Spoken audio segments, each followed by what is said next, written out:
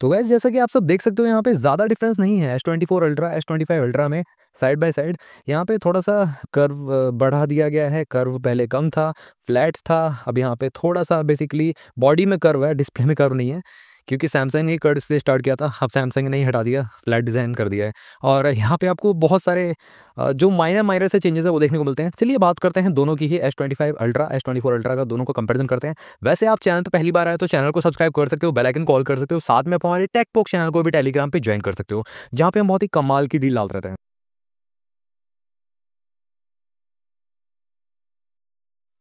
चलिए इस कंपेयर करते हैं यहाँ पे सैमसंग के फ्लैगशिप फोन्स का S24 ultra versus S25 ultra. यहाँ पे अगर हम बात करें S24 अल्ट्रा की तो 2024 जनवरी को आया था और सेम 2025 जनवरी को आया S25 अल्ट्रा। तो यहाँ पे अगर हम बात करें नेटवर्क टेक्नोलॉजी की तो ज़्यादा कुछ खास चेंजेस नहीं है। यहाँ पे ऑलमोस्ट सिमिलर ही मिलता है आपको। 4G और 5G बैंड्स एकदम सिमिलर ही देखने को मिलते हैं।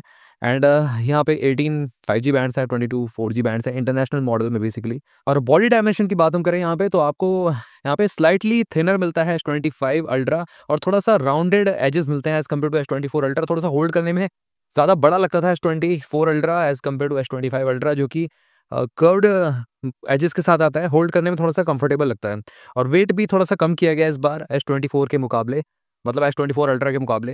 गोरिल्ला ग्लास आर्मर प्रोटेक्शन मिल जाता है आपको फ्रंट और बैक पे, और फ्रेम आपको टाइटेनियम का ही देखने को मिलता है। बट इस बार फ्रेम में भी थोड़ा सा टाइटेनियम के ग्रेड में भी अपग्रेडेशन है और गोरिल्ला ग्लास आर्मर 2 का यूज़ किया गया है, जो कि स्लाइटली बेटर है गोरिल्ला ग्लास विक्टस से, विक्टस 2 से डेफिनेटली।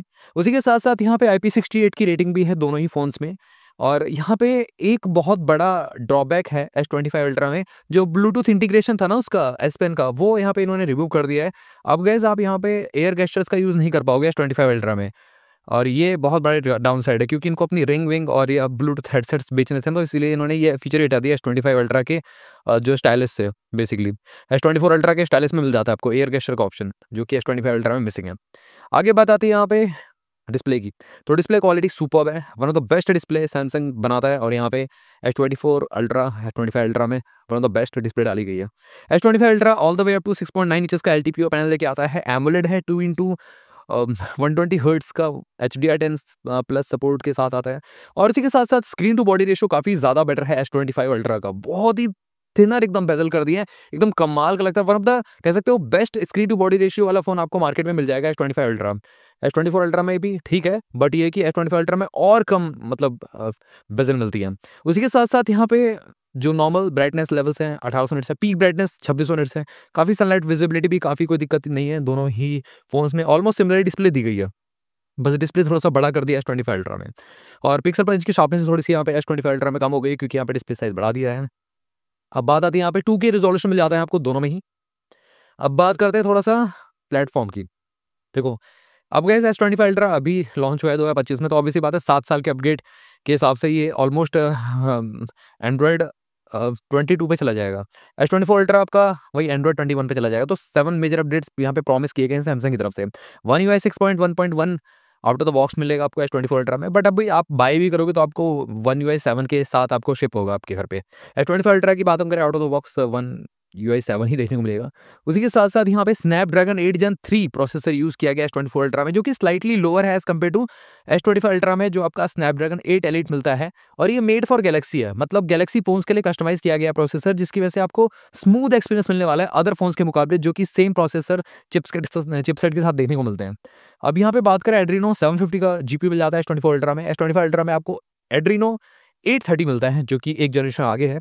और यहाँ पे अगर हम बात करें मेमोरी की, तो यहाँ पे कोई भी कार्ड स्लॉट तो देता नहीं सैमसंग, ऑब्वियस सी बात है, बट वेरिएंट्स में यहाँ पे डिफरेंस जरूर मिलता है। S25 ultra all the way up to 16 GB 1 terabyte तक चला जाता है, और S24 अल्ट्रा अगेन है 1 टेराबाइट तक, बट यहाँ पे 12 GB तक मिल जाता है मैक्सिमम। और AI फीचर भर भर के दिए गए हैं सैमसंग में, काफ़ी अच्छे मतलब यूजेबल हैं बेसिकली। अदर फोन्स के मुकाबले काफ़ी अच्छा UI भी, इंटरेक्शन भी काफ़ी अच्छा रहता है, और AI जो इसमें यूज़ किया गया है काफ़ी कमाल का है। अब बात करते हैं यहाँ पे UFS की, तो 4.0 दोनों में ही देखने को मिल जाता है, जो कि फास्टर स्पीड्स के लिए माना जाता है। अब कैमरा फीचर्स को थोड़ा सा देख लेते हैं, क्योंकि यही एक मेन कारण होता है डिस्प्ले और कैमरा, जिसके लिए लोग, और एक परफॉर्मेंस भी आप ऐड हो चुका है। तो कहीं न कहीं पहले नहीं चेक करते थे कि कितना क्या परफॉर्मेंस है, वो बस यूज़ करते रहते थे फ़ोन। आज के टाइम पे कस्टमर सबसे पहले यहाँ पे प्रोसेसर भी चेक करता है। तो यहाँ पे कैमरा की बात करते हैं, तो यहाँ पे दोनों में ही ऑलमोस्ट सिमिलर सा कैमरा देखने को मिलेगा। इवन मैंने एक चीज़ एक्नॉलेज की है, सैमसंग की S25 जो सीरीज़ है ना, मतलब जो कैमरा S25 में मिलता है, S25 प्लस में मिलता है, वही कैमरा आपको S25 अल्ट्रा में भी देखने को मिलता है। कहीं न कहीं जो पहला लेंस है, दूसरा लेंस है, और ऑब्वियस सी बात है, अ, फर्स्ट में लेंस में चेंज कर देंगे, सेकंड लेंस में चेंज कर देंगे, थर्ड लेंस में चेंज कर देंगे, तो लेंसेज़ में चेंज रहता है। बट ये है कि कुछ कैमरे जो है ना S25 में जो मिलते हैं ना, सेम कैमरे आपको S25 अल्ट्रा में भी देखने को मिलेंगे। फ्रंट कैमरा की बात हम कर लें, जैसे कि सेम कैमरा मिलता है आपको, मतलब अगर यही कैमरा अगर आप देखोगे तो आपको S25 में भी देखने को मिलता है, S24 में भी देखने को मिलता है, S24 प्लस में, S25 प्लस में भी देखने को मिलता है। सेम जो फ्रंट कैमरा 12 मेगापिक्सल का है, फोकस 2.2 का है, 26 वाइड एंगल लेंस है, dual pixel PDF HDR10 support है और 4K रिकॉर्डिंग भी कर सकते हो फ्रंट कैमरा से। अब आते हैं रियर कैमरा पे, जो कि कहीं न कहीं काफ़ी ज़्यादा यहाँ पे चर्चा में है। सैमसंग का 200 मेगापिक्सल का आपको कैमरा मिलता है रियर कैमरा, और फोकस अपर्चर है 1.7 का। पिछले साल से इस साल कुछ भी चेंजेस नहीं किए गए, ऑलमोस्ट सिमिलर सा मिलता है। 200 मेगापिक्सल वाला कैमरा 24 वाइड है और 1:1.3 इंचेस का multi PDF optical image stabilization का ऑप्शन देखने को मिल जाता है। दूसरे कैमरा की बात करें तो 10 मेगापिक्सल का मिलता है, इसमें भी कुछ भी चेंजेस नहीं है, ऑलमोस्ट सिमिलर ही डिट्टो दे दिया, आइडेंटिकल दे दिया पिछले साल की तरह, इसमें कुछ भी चेंजेस नहीं किए गए। 10 मेगापिक्सल का है, फोकस अपर्चर है 2.4 का, 67 टेलीफोटो लेंस मिल जाती है, 3.52 इंचेस का पीडीएफ ऑप्टिकल इमेज स्टेबलाइजेशन वाला कैमरा है, और 3x ऑप्टिकल जूम मिल जाता है कैमरा लेंस में। तो दूसरा कैमरा है। थर्ड कैमरा की अगर हम बात करें तो यहाँ पे 50 मेगापिक्सल का मिल जाता है आपको, फोकस अपर्चर है 3.4 का। यहाँ भी सैमसंग ने कुछ भी चेंजेस नहीं किए हैं, ऑलमोस्ट सिमिलर सा ही, एक साल में भी कुछ भी चेंजेस नहीं किए हैं, वही पुराना वाला कैमरा सेटअप दे दिया है। लास्ट जो कैमरा है, जो लास्ट वाला है सेंसर, उसमें डिफरेंस है, बस दैट्स इट। 12 मेगापिक्सल का पहले मिलता था, इस बार आपको 50 मेगापिक्सल का कर दिया है। फोकस अपर्चर 2.2 का था, इस बार 1.9 का कर दिया है। 120 डिग्री अल्ट्रा वाइड लेंस था, इस बार भी 120 डिग्री ही है, और सुपर स्टडी वीडियो मिल जाती है। तो वैसे यहाँ पे थर्ड कैमरा का जो पिक्सल साइज है वो बढ़ाया गया है, मतलब मेगापिक्सल काउंट है वो बढ़ाया गया है, जिसकी वजह से आपको शार्पर इमेजेस और ज़्यादा बेटर मिलेंगी। और अल्ट्रा वाइड है तो डेफिनेटली अल्ट्रा वाइड शॉट्स में काम करेगा, अच्छा काम करेगा। अब बात करते हैं यहाँ पे, मैं कहना चाहता हूँ कि मेजर बहुत बड़ा एक ह्यूज इंप्रूवमेंट नहीं है जो अपग्रेड करने लायक हो कैमरे के हिसाब से अगर देखा जाए तो। लेजर ऑटो फोकस दोनों मिल जाता है यहाँ पे, LED flash, auto HDR, panorama mode मिल जाता है देखने के लिए। उसी के साथ साथ यहाँ पे वीडियो शूटिंग कैपेबिलिटीज़ की बात करें तो वो भी कुछ चेंजेस नहीं है, ऑलमोस्ट आइडेंटिकल है पिछले साल की तरह। 8 की रिकॉर्डिंग मिल जाती है, 4K रिकॉर्डिंग भी कर सकते हो 60 फ्रेम पर सेकंड पे, और 1080p 240 फ्रेम पर सेकंड पे। HDR10 प्लस का सपोर्ट है, स्टीरियो साउंड है, गायरो AIS, तो ये सब चीज़ मिल जाती है। तो गाइस देखा जाए तो ऑल इन ऑल ज़्यादा कुछ मेजर चेंजेस नहीं है, आपके सामने ये सब कुछ। अब बात आती है यहाँ पे साउंड की, तो यहाँ पे ट्यून बाय AKG, और यहाँ पे 384 किलोहर्ट्ज़ तक यहाँ पे सपोर्ट करता है फ्रीक्वेंसी, जो कि काफ़ी अच्छा है। हाई रेज़ ऑडियो, मतलब बेसिकली हाई रेज़ वाले सॉन्ग्स को भी आप यहाँ पे यूज़ कर पाओगे, चाहे वो 384 एक होता है ना 128 केबीपीएस का, और 320 केबीपीएस का, 640 केबीपीएस का। इसमें क्या है कि हाई ऑडियो कोडेक की ज़रूरत पड़ती है, जो 128 केबीपीएस से प्लस उपलब्ध होते हैं। तो काफ़ी अच्छा एक्सपीरियंस मिलने वाला है अगर इसके साथ आप हेडफोन कनेक्ट करके, ब्लूटूथ हेडसेट्स कनेक्ट करके आप सुनोगे साउंड तो। इवन फ़ोन के इनबिल्ट स्पीकर से भी काफ़ी कमाल की साउंड आती है। अब बात आती है यहाँ पे कम्युनिकेशन की, तो यहाँ पे वाईफाई 7 ट्राई बैंड सपोर्ट मिल जाता है। ब्लूटूथ 5.3 मिलता था पिछली बार, इस बार 5.4 किया है। A2DP LE लॉसलेस का सपोर्ट नहीं मिलता, और LD HDC वाला जो सपोर्ट है वो जो आपको अदर फ़ोन्स में मिलता है ना, वो इसमें नहीं दिया गया है सैमसंग की तरफ से। GPS का सपोर्ट भी है, और NFC है, डिस्प्ले पोर्ट 1.2 मिल जाता है। एज़ अ डेस्क यूज़ कर सकते हो, डेस्कटॉप एक्सपीरियंस आप ले सकते हो। इसको डायरेक्टली डिस्प्ले पोर्ट भी मिल जाता है फ़ोन में। और यहाँ पे फीचर्स और अगर हम थोड़ा-सा आगे बढ़ें तो in display ultrasonic fingerprint sensor मिल जाता है देखने के लिए, जो कि अच्छा है और काफ़ी फास्ट रहता है, रिलायबल रहता है as compare to optical fingerprint sensor. और अदर सेंसर की बात करें, सारे के सारे जो मेन सेंसर है दिए गए हैं। Accelerometer, gyroscope, proximity compass, barometer, ये सारी चीज़ दी गई हैं। अब बैटरी की बात करते हैं, इसमें कुछ मतलब चेंजेस नहीं किया गया है। पिछले साल भी 5000 एमएएच थी और ली-आयन बैटरी ही दी है। सिलिकॉन कार्बन बैटरी नहीं की है सैमसंग ने इस बार, तो वो भी है। और यहाँ पे थोड़ा-सा चार्जिंग टाइम में इम्प्रूवमेंट दिखा है आपको, जो कि वायरलेस चार्जिंग QI 2.1 का यूज़ किया गया है, जो कि पहले 1.0 का था। और रिवर्स वायरलेस चार्जिंग का सपोर्ट भी देखने को मिल जाता है। यहाँ पे आपका 30% चार्ज हो जाता है 65 मिनट्स में फ़ोन। तो कोई बड़ी बात नहीं है, मार्केट में 120, 130, 150 वॉट तक के चार्जिंग वाले फ़ोन्स भी देखने को मिलते हैं आपको, तो इसमें कुछ बड़ी बात नहीं है।